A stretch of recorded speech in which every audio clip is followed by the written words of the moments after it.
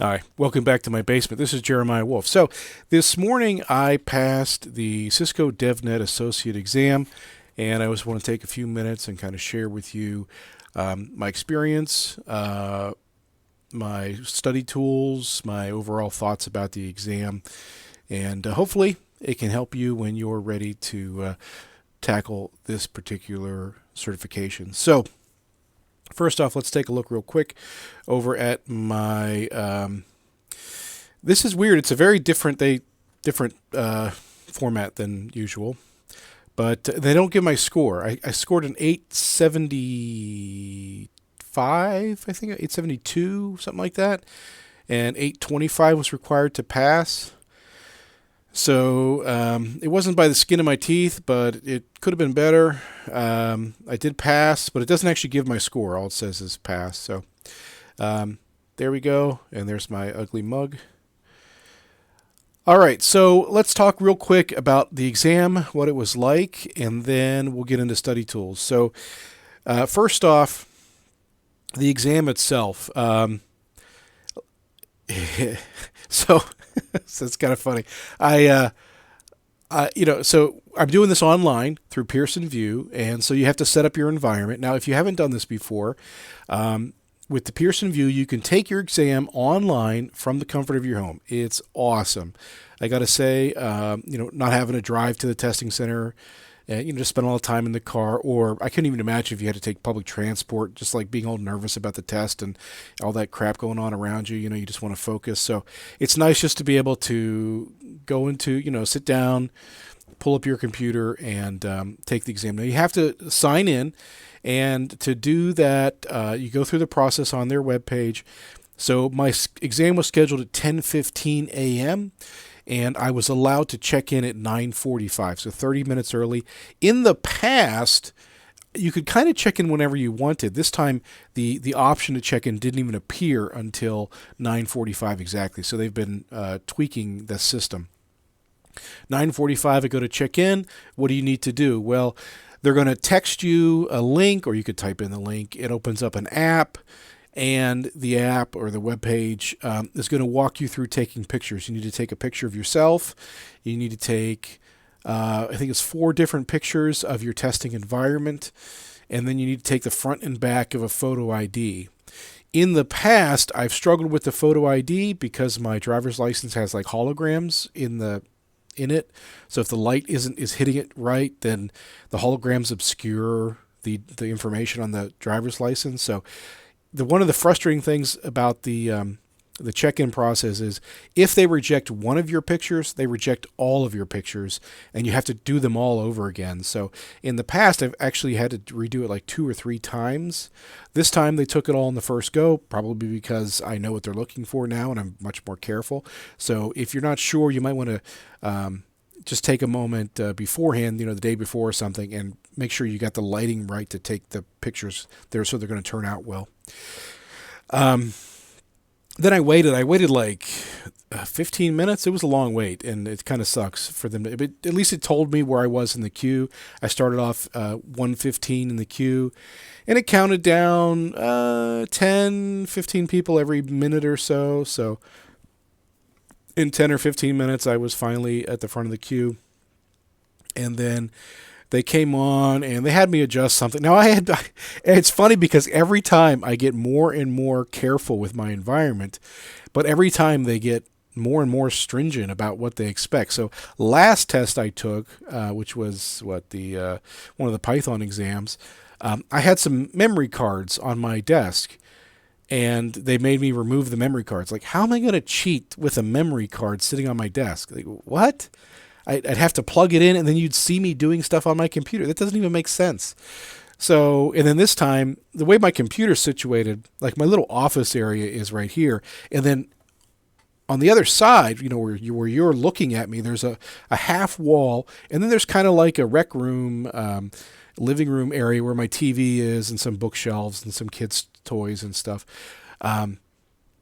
So when I take a picture from where I'm standing, you can see the television in the picture. And even though that's been the case for, I think this is my 5th or maybe even 6th Pearson online test that I've taken, the person today, the proctor today, was like, "Oh, there's a problem. You gotta do something about that TV." So, yeah. So it was just annoying, whatever. But I just had to cover it up, and then they were fine. So it was kind of funny that they were like, they just get so weird about stuff. And then I start taking the test, and I see the number of questions, which we'll talk about in a minute. And I say, oh boy. And then boop, a little chat window pops up. It's like, Mr. Wolf, if you continue talking, you will be disqualified from the exam, and we will have to terminate, and you will fail.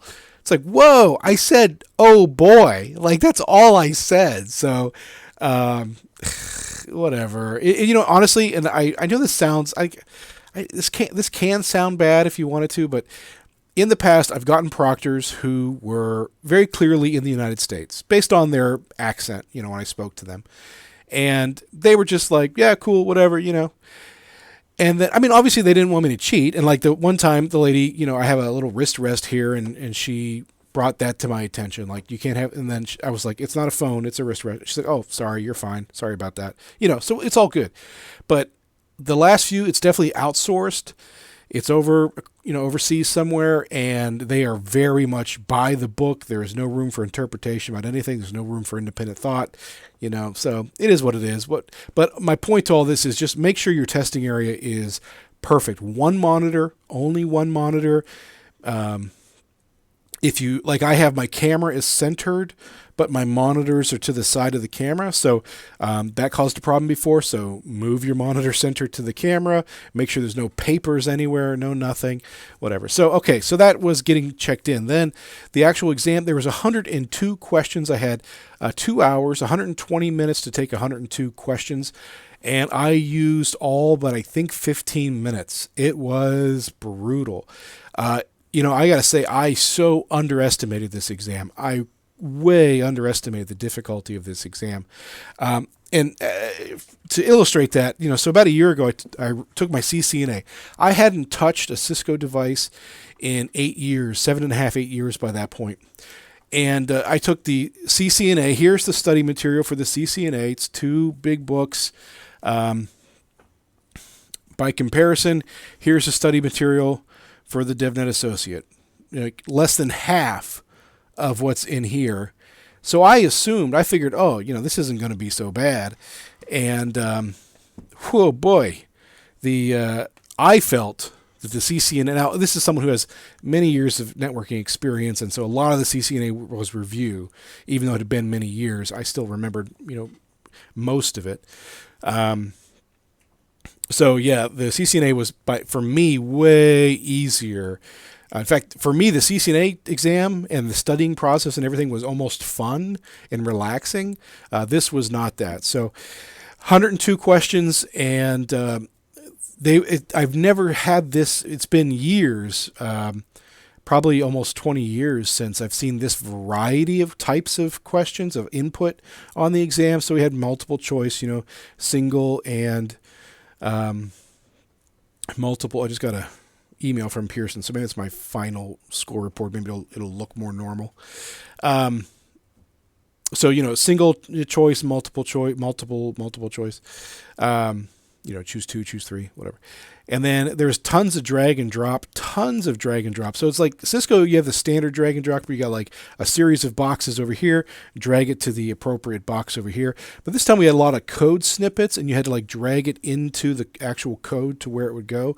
And then there was a couple, definitely one, maybe 2 questions where I actually had to type in the commands or the whatever it was that they were looking for.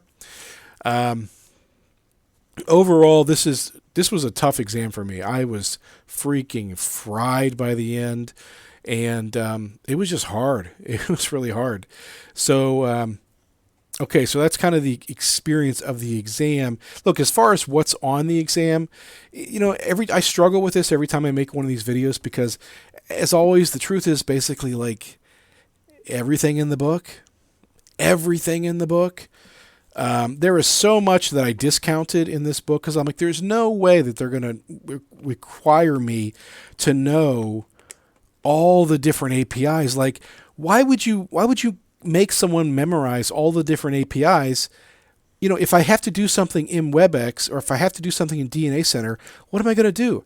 I'm going to go research it. You don't think that anybody, tomorrow or even a week from after taking this test is going to memorize all the 40 or 50 different APIs, as far as like the names and exactly what they encompass.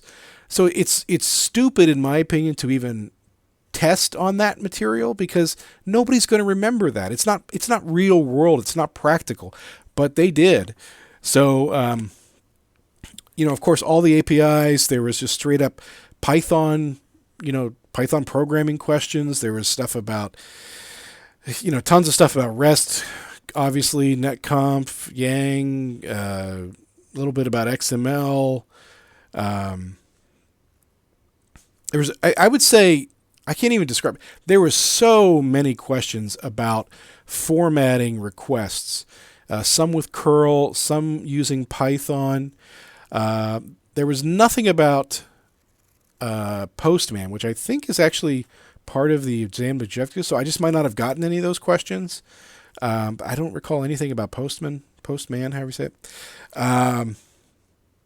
There was questions about the HTTP response codes. So luckily I had actually memorized a number of those, and that kind of saved my butt because there's several questions about the HTTP response codes. Again, if it's in the book, it's on the exam. So what did I use to study? Well, I used the book. Let's come over here. And okay, so here's the book, official cert guide. Now, here's the thing. I would highly recommend getting this from Cisco Press. It's the same price on Amazon, at least for me. However, if you sign up for the Cisco Press newsletter, which I'm not even sure where, here it is, official promotions. Sign up. Oh, there's my personal email. That's a good idea. Sign up for the newsletter. You got to do it. They are always running promotions, like nonstop. They're running promotions. So get the newsletter. It's usually 30, 40, even 50% off sometimes. So it's almost always a better deal to get it from Cisco Press than to get it from Amazon.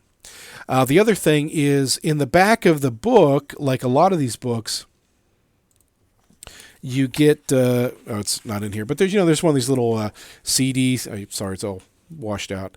One of these like CD sleeves from back in the day. I think it's funny they still use CD sleeves, even though there's no more CDs. But there's a little, registration number in there.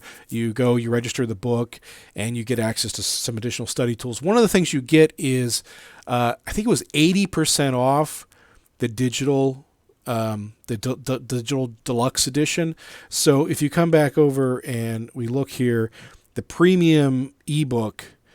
So I got it for $10. Now it's funny because you look at this, it's $40 for the book, or it's $60 for both.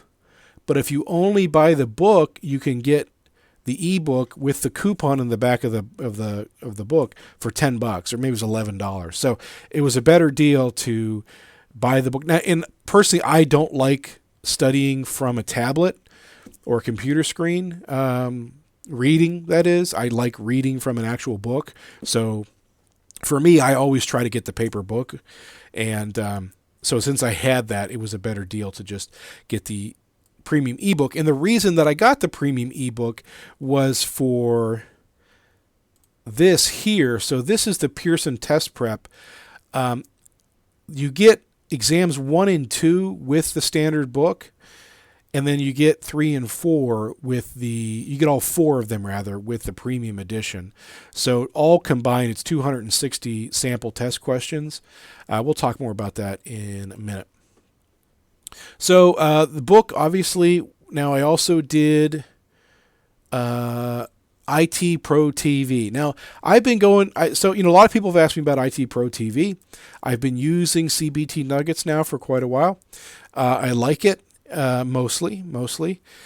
But I wanted to try IT Pro TV, see if it was different.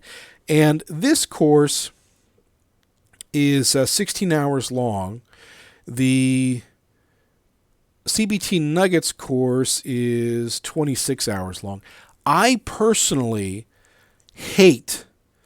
It sucks the very soul of my being watching online video training courses. I hate it. It's just not who I am. I think honestly, this is actually kind of funny. I'll probably make a video about this one day, but being a senior engineer, I think it gave me ADHD in a weird way.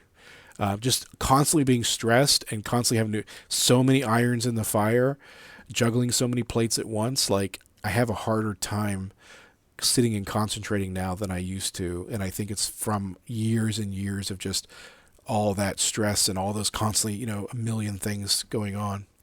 But, so I did the IT Pro TV. Now I canceled my subscription because I really wasn't happy with it. So, and here's the thing. This kind of tells you something right here. I canceled my subscription, and the moment I canceled my subscription, they turned off my access to the website. That pisses me off like you wouldn't believe.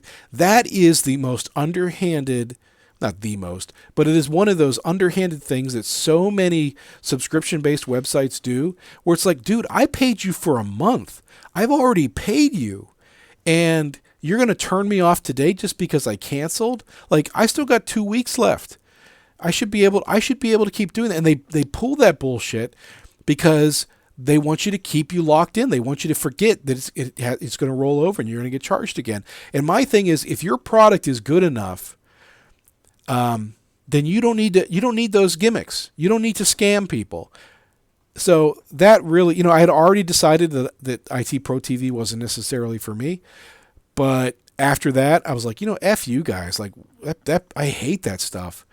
So as far as the course goes, it was decent. Like, it was decent. What I really wanted was, because I hate online courses, I wanted something that was more concise, that was going to hit the big ideas, the things that you really need to see, and leave all the theory and all that to the book. All the stuff I need to memorize and all that stuff, just leave that to the book. And honestly, they didn't really do that. They came at this with such a high level. There was so much that they just never even talked about at all. Based on my test today, I think there was 1 or 2 things they actually got wrong. And it was kind of weird listening to these guys talk because I don't know. But the impression I got was that the 2 instructors who were on this thing, they don't have a lot of like real world, no, that's not the right way to say it. They do have, I'm sure, plenty of real world experience, but I think it's real world at a low level, like real world at like the small, medium business type level, not at big enterprise type level. So if you're going to teach somebody these sorts of, Cisco things, if you're only operating at a small to medium business level, you've never even touched, 80%, 90% of Cisco and what it can do and what's required. So I got the impression that I'm like, these guys don't actually know any more than I do. Now, the one guy is a professional developer. He obviously knows way more about development than I do. But then again, like he spent so much time talking about his own personal biases, about why he likes this and why he doesn't like that he would oftentimes skip over things because he just didn't like it. Like we barely covered, if at all, SOAP. But it's on the exam. Like it's part of the blueprint. But he was like, nobody uses SOAP and I hate XML. So we just kind of like gloss over XML. And I was just like, so at the time I was trusting these guys like, they must know that this stuff really isn't really covered in depth on the exam. No, they were just kind of going with what they knew and what they liked. And a lot of stuff got left off. The other thing that was kind of interesting about the course is the first couple, maybe even 3 or 4 lessons, so the first hour or 2 of the course is all about setting up your workstation to be able to do all the hands-on stuff. So I followed along. I got a Linux VM set up with all the tools, anyway, whatever, all the tools that they recommended. And then going through the course, half the time he wouldn't use those tools because he really knows Linux very well. So I'm just going to do it this way. It's like, well, dude, it's not about you doing it. It's about us learning it. Like, I just don't understand how can you be a professional trainer and not get that? I don't want to watch you do it in the way that you prefer. I want you to teach me how to do it in a way that's going to help me pass this test. Now, if after you do that, you want to say, hey, so that's how you really need to do it for the test, and that's how it's the best way to learn, but once you get comfortable, here's a shortcut, I'm all for that. Absolutely. Tell me all about that. But that's not what he was doing. He'd be like, oh, I'm just going to do it this way. You can do it in the appropriate way. It's like, well, why don't you do it in the appropriate way so I can learn? So, yeah, man, like I just felt like it really fell short. I watched the whole thing. There was no labs whatsoever. There was a couple of videos where he's like, okay, follow along, blah, blah, blah, blah, blah, blah, blah, blah. So you could kind of follow along. But ultimately, after I set up that entire, that workstation to do all this testing, I assumed we would be doing stuff together in the course, and it never came up. Like, we never once had to open up my VM to do stuff. So that was it was kind of annoying. Now, again, you can go back and follow along with certain things, so that there is some opportunity for hands-on, but there's no official labs or anything with the course. So that is my experience with IT Pro TV. And the other thing, this is totally a nitpick, but they got someone to impersonate Morgan Freeman. So at the beginning and end of every video, it's like, you're watching IT Pro TV. And so it's cute. It's like the first couple times it's cute, but like you literally hear it hundreds of times. And you're like, just shut up with the Morgan Freeman already. So that's totally a nitpick, though, whatever. So for the next course, I'm going back to CBT Nuggets. Kind of bums me out because I have things I don't like about CBT Nuggets. I was hoping IT Pro TV would be a panacea, but come on, that's not really realistic, is it? Okay, so we got the book, we got the online video course. Now, what do I like to do? I like to do practice tests. So we already talked about this guy. So in here we had 260 questions, and these were decent. They were okay. If the exam is on a scale of 1 to 10, 10 being the exam and 1 being nothing, I don't know. These questions were like at an 8. They weren't challenged. They were nothing like the challenge of the exam. They did cover a lot of material on the exam, and they're definitely formatted in a way like it's from the book, so it's easy to cross-reference. And just about, I think all, if not almost all of the questions did have explanations as to why the right answer was the right answer. For me personally, that's one of the best. Excuse me, let me clear my throat here.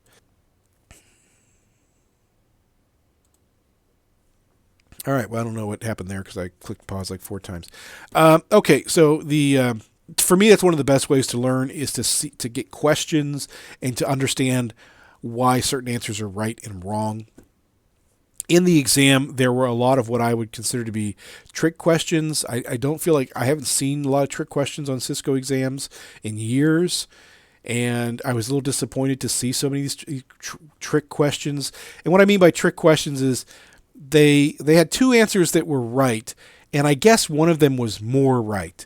The other one was I considered it right. Like, they were both saying almost the same thing, but there was just some little nuance that made the one right and the other one wrong. And when you have to learn so much material, that tiny little nuance, that's kind of like a dick move to put it on the test. And Cisco used to do a lot of that, like back in the early days of their certification program, and they kind of got away from it. And their tests became really about validating your skills and not validating your ability for trivia. This exam was more of a hybrid where they dipped their toe back into some of that trivia waters. There's definitely validation of skills, and we'll talk about this in my sort of roundup, my review roundup at the end here, but whatever. So, okay, so I felt, and again, this was $10 or $11. Two of them came with the book, two of them with the premium ebook thing. So well worth it. Well worth doing the Pearson test prep. A lot of people have asked me, what do you think of the test prep questions, the Pearson ones? And my general response is, I don't do the questions that come with the book. They're always too easy. And that does remain true. These were too easy. I don't care if you got 100% on this, you will not pass the test based on these questions. This is not a valid gauge of your skills. So the other thing I did was, so when I actually booked my exam through Pearson, they tried to sell me this. So when I booked my exam, they tried to sell me this and it was the same price. So I actually bought it through the MeasureUp website. But this was really the only other practice exam that I could find that wasn't, obviously like a scam or stolen test questions or something. So MeasureUp, I will say that, so on the scale of, if the Pearson was a 7 and 8 on the 10-point scale, with 10 being the actual exam, this was sort of a 8 or 9 range. Again, not as challenging as the actual exam, but definitely covered a lot of stuff that wasn't in the Pearson questions. Definitely worth doing. I think this is 170 or 160 questions for $100. So it's not cheap. In fact, I would argue it's a little overpriced, but every question does come with detailed explanations and links to relevant data, so relevant information. So it's very well documented and well researched, and it was pretty good. It was pretty good. One problem I had with this is it's only online, and so I would queue it up. And then I would just do questions. I do 20 or 30 questions and then walk away for a while and come back and do some more. So it took me all day to get through all the questions, and my session would time out. The exam would continue, and I'd be able to finish the exam, but their website never recorded any of my activity. So I wasn't able to compare how I did. And, obviously I knew because I only did it twice, but the other thing was I wanted to go back and answer only the questions I had gotten wrong, and that didn't appear to be an option. So I think it wasn't an option because they didn't have a record of what I had done.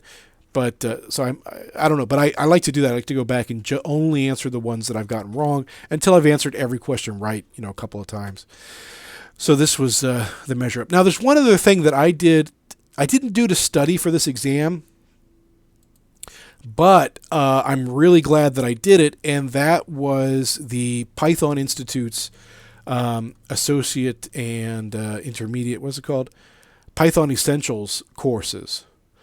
So the Python Institute has 2 free online courses, Python Essentials 1, and actually they have a bunch of courses. These were 2 of them. And you can use these to actually get your PCEP and PCAP certification, which I did. So I highly recommend pythoninstitute.org, and under the study resources, it links you here. There's several ways to get to it, and there's actually a whole bunch of courses, but Python Essentials Part 1 and Part 2. Each of these, I think they say they take about 40 hours of study, and they recommend doing it over like 7 weeks or something. So that's a bit extreme. You could probably do it in significantly less than that. It just depends on how much time. I will say I probably did take me about 40 hours doing the labs and going through all the lessons for each of those. So 80 hours total of study just for this. But here's the thing. When I got into this book, before I actually got the book and started getting into it, I suspected that a big chunk of this was just going to be Python, because everything I read says you got to learn Python, and that's not a small task. So I suspected that a bunch of this was going to be Python. There's 1 or maybe 2 small chapters about Python, and it's funny because they start off like, oh, you're brand new to Python, and then in 10 pages later, they're already at intermediate level Python. they don't teach you Python in this book. In fact, the chapters that are in here are almost a waste because there's just so much to learn.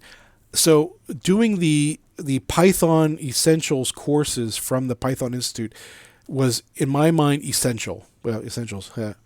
It really was. There was straight up Python questions on the exam that was, I wouldn't say was advanced, but it was about, class structure and so, intermediate-ish, like low intermediate level Python skills. And you're not going to get that from the book. You're going to have to either already know that or get it from somewhere else. If you're starting from scratch, I do recommend the pythoninstitute.org Python Essentials Part 1 and Part 2 courses. Okay, so that is the training material. We got the course, we got the book, we got the video course, 2 sets of practice tests, and then the Python course.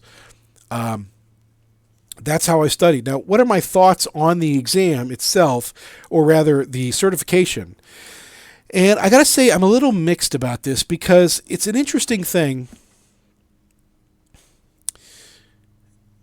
This certification, like when you take the CCNA and you're done with the CCNA, you have actual skills. Obviously, you have to get, you got to practice those skills and turn them into real world skills. But if you have the CCNA, you're in a position to go get a job doing Cisco stuff and be, competent at what you're doing at a lower level Cisco technician engineer type role.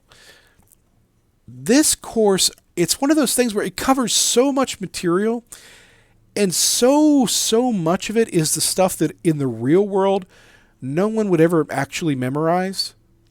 There's just no point in memorizing it. Like the HTTP codes.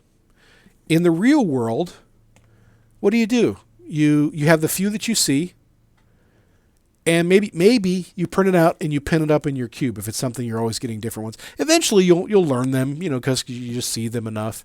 But nobody's going to bother to memorize every single HTTP response code. Same thing with like a lot of the structures that they talk about. Like, I was telling my wife, I was a Cisco certified security professional, and I did a ton of firewalls. But you know what? For me to sit down and just write a firewall from scratch, I could do it, I guess, but it would have been really hard and a giant waste of time. So what did I do? Every time I had a new firewall to configure, I'd pull out my base template. And then I had all these different templates that I used. I had a VPN template. I had different templates for different aspects of the firewall config, and then I would modify it and then obviously customize everything. But big chunks of it I would just reuse over and over again. And any good programmer is going to do that same thing. There's just so much they're just going to copy and paste. And so I get that you need to demonstrate that you know what that means. I don't know. It's just really, it's just hard to kind of put into words. But if someone came to me with this certification and I was a hiring manager, this does not tell me that you can do the job. I guess that's the big point, is there's nothing on this certification that is actually about automating anything. This is supposed to be about, getting into the world of infrastructure as code and automation. And what it really is, it's all about just the high level concepts and how to structure requests. I would say probably 25% of the test is just here's a request, like what's correct or incorrect about it. So you're not going to pass this and then be able to go right into doing anything, because in this exam you've never done anything. You've never configured anything. You've never automated anything. If you spent a lot of time on your own, took the concepts taught in here, and then extrapolated them and spent time learning Ansible and spent time writing Python scripts and doing all the stuff, like if you studied for this exam and then on top of that spent another 2 months doing stuff, then yeah, you might be in a position where you could actually sit down at a job and be able to contribute something. But just having the certification, no, you're not really going to be able to contribute much. So this is really like an introductory thing. It feels like CompTIA. It has this like weird CompTIA feel to it, where we're going to make you memorize all this stuff, but at the end of the day, you're still not prepared to actually do a job. And that bothers me. That really bothers me. In fact, it felt so much like CompTIA that I started digging around to see if I could figure out who's in charge of this certification at Cisco. I wanted to see if they had maybe worked for CompTIA in the past. I couldn't find that person. I only spent maybe 10 minutes looking, but I wasn't getting anything, so I just gave up on it. But so I don't know. Like, I honestly feel like this might have been a waste of time. And by the time I realized that it was a waste of time, I was already several weeks into the whole process, and I was like, well, I'm not going to walk away. I'm just going to finish it. So if I knew what I knew now, I probably would just skip this altogether. Feels kind of shitty to say, but all right. I think that's everything I got on this exam. So yay to me for passing. Good luck to you. Let me know how it goes. Let me know your thoughts. And hey, I'll see you in the next one.